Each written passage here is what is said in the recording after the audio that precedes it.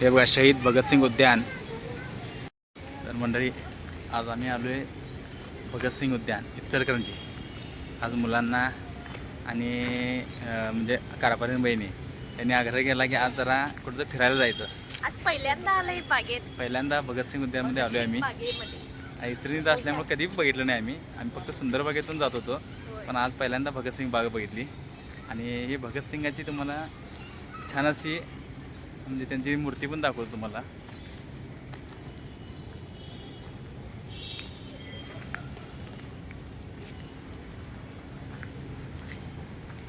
हे भगतसिंग यांची मूर्ती.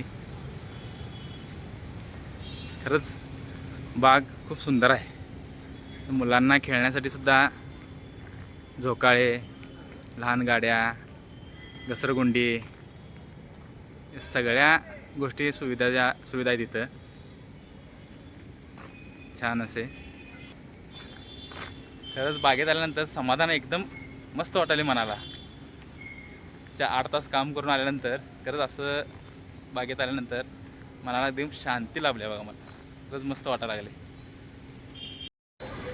आज फिरायला आल्यानंतर बाळानं कसं वाटाले आज? छान वाटाले. या बागेचं नाव काय आहे?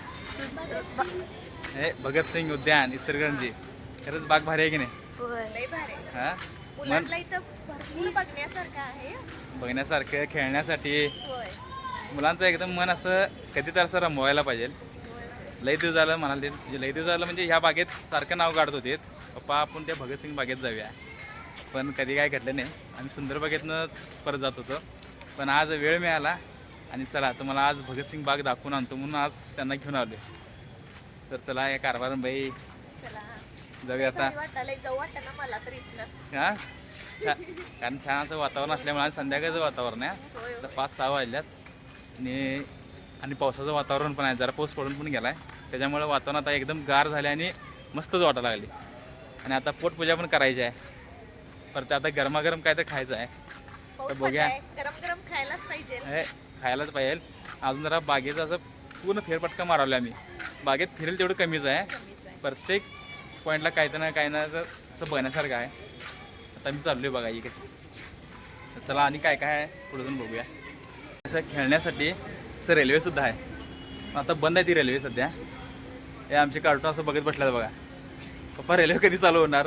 रेल्वे बाळानं बंद आहे ती. म्हणजे काय तर झालं असेल किंवा काय आम्हाला काय माहीत नाही काय झाले.